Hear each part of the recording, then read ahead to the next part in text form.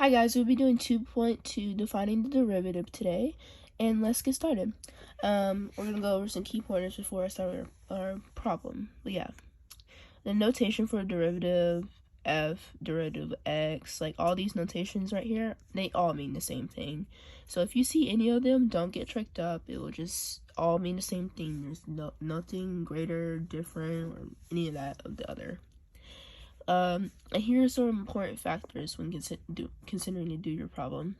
F of x equals x. F of x plus delta x equals x plus delta x. And that will be into this equation right here. And this is defined. This is the definition of derivative.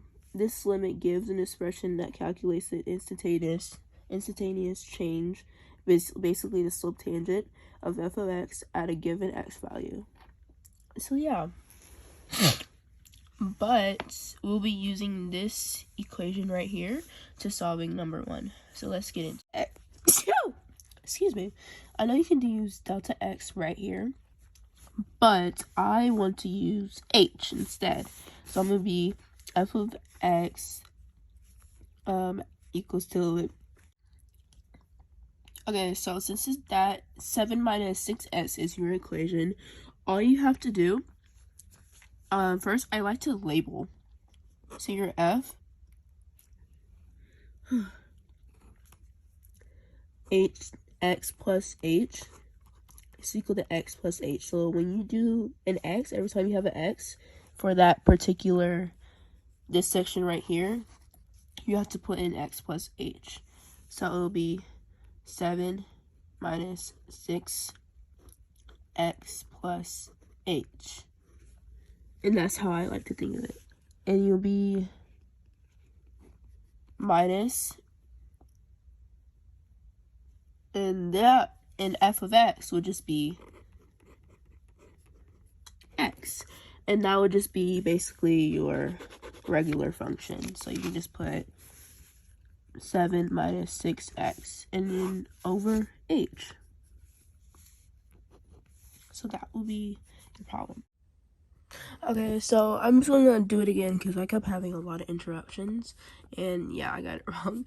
But 7 minus, this will be like in its own bracket as well. So you can like keep them like separate, you know?